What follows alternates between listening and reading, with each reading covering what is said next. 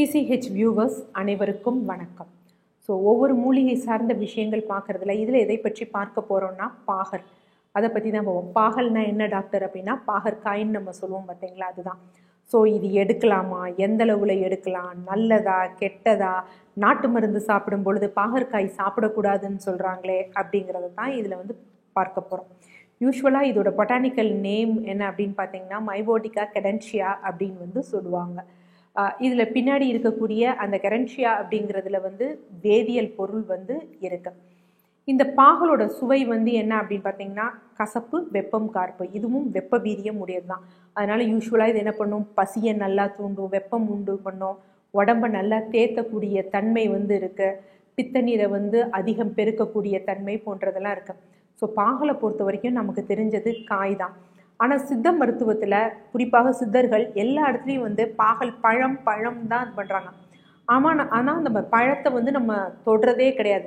அது மாதிரி விதை, இலை இது எல்லாமே பயன்படுத்தலாம். இலையும் விதையும் புழுக்கொல்லி, நார்மலாக கசப்பு இருக்கனால புழுக்கொல்லியாக இருக்குது. ஆனால் பழத்தை சாப்பிடலாமா அப்படிங்கிறப்ப அது உண்மையா அப்படின்னு பார்க்கும் பொழுது தான் சித்தரோட பாடல் ஒன்று இருக்குது.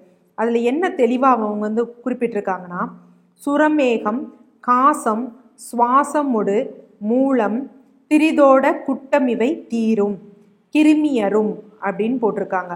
அதாவது என்னன்னா ஃபீவர், அதுக்கப்புறமேட்டுக்கு யூஸ்வலாக இது கபம், ஃபீவர் அப்படிங்கிறப்ப உடம்பு உஷ்ணமாகும், பித்தமாக இருக்கும். அது மாதிரி காசம் அப்படிங்கிறப்ப கோல்டு இருக்கும், நுரையீரல் சம்பந்தப்பட்ட பிரச்சனை. மூலம் அப்படிங்கிறப்ப பித்தம் ஜாஸ்தியாக இருக்கும், உஷ்ணம்.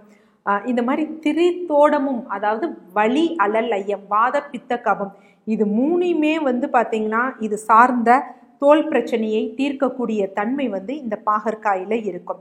அடுத்து கிருமியரும். ஸோ இதுக்கு புழுக்கொல்லி தன்மை இருக்குது, அது நமக்கு தெரியும்.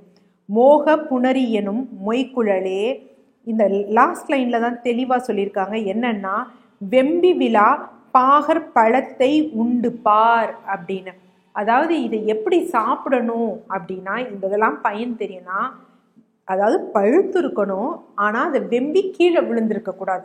ஸோ அந்த மாதிரி இருக்கக்கூடிய பாகல் பழத்தை சாப்பிடணும்னு யூஸ்வலாக என்னோட எக்ஸ்பீரியன்ஸ்லையும் என்ன அப்படின்னு பார்த்தீங்கன்னா, பாகல் பழம் இருக்குது பார்த்தீங்களா, அதை எடுக்கும் பொழுது, அதாவது அந்த பழத்தை சாப்பிடும் பொழுது இந்த சர்க்கரை நோயோட அளவு குறையிறது, அதே மாதிரி அவங்களுக்கு ரொம்ப ஸ்ட்ரென்தனிங்காக இருக்கிறது, சர்க்கரை நோயில் இருக்கக்கூடிய அதிதாகம், வறட்சி போன்றவை நல்லபடியாக குறைஞ்சிருக்கு. யூஸ்வலாக நிறைய ஆராய்ச்சி தரவுகளை பழம்லாம் எடுக்கக்கூடாது, டாக்ஸின்ஸ் அப்படின்னு. பட் அது எடுத்ததுனால யாருக்கும் எந்த டாக்ஸின்ஸும் நடந்ததில்லை. தொடர்ந்து எடுக்கிறவங்களுக்கு கல்லீரல் பிரச்சனையோ இல்லை சிறுநீரகத்தோட இதுலேயோ எந்த மாறுபாடுகளும் இருக்கிறதில்ல. அதையெல்லாம் விட மேன்மையான ஒரு விஷயம் என்ன அப்படின்னா, சித்தர்கள் ஒரு கூற்று சொன்னாங்கன்னா அது உண்மையாக தான் இருக்கும். இடையில நம்ம ஏதாவது தவறாக நம்ம புரிந்து கொண்டுறது, திரிபுகள், இதுதான் பிரச்சனையாக இருக்குமே தவிர வேறு ஒன்றும் கிடையாது. அடுத்து சுகர் அப்படிங்கிறப்ப நம்ம ஃபஸ்ட்டு நினைவு வர்றது பாகற்காய் தான். ஸோ பாகற்காயை சாப்பிடுங்க, சுகர் நல்லா கண்ட்ரோல் ஆகுமா அப்படின்னா கண்டிப்பாக ஆராய்ச்சி தரவுகளில் அதுவும் நிரூபணமாயிருக்கு. ஸோ இதில் என்னென்னா கரன்ஷியா அப்படிங்கக்கூடிய ஒரு அல்கலாய்டு இருக்குது.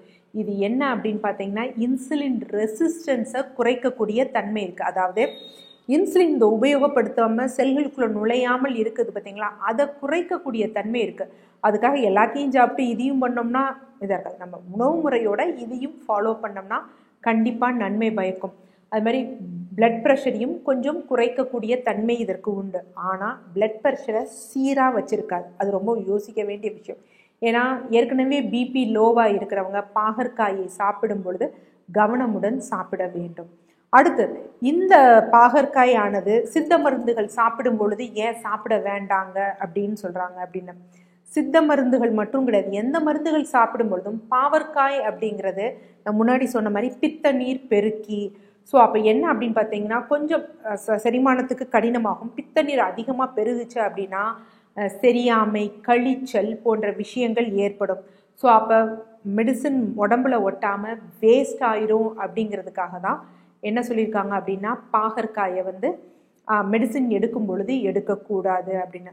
அது மாதிரி பாகற்காய் தானே எவ்வளோ வேணுமாவது சாப்பிட்லாம் அப்படின்னு நினைக்கக்கூடாது. ஸோ இதில் ஃபைபர் கண்டென்ட்டும் இருக்குது. ஸோ அளவுக்கு மீறி எடுத்தோம் அப்படின்னா அது கேஸ்ட்ரிக் ட்ரபிளை வந்து உண்டு பண்ணும், அஜீரணத்தை உருவாக்கும், கழிச்சல் ஏற்படும், டீஹைட்ரேஷன் ஆகிடும். ஸோ அதனால் ஒரு குறைந்த அளவு எடுத்துக்கிறதுல வந்து எந்த விதமான பிரச்சனையும் வந்து கிடையவே கிடையாது.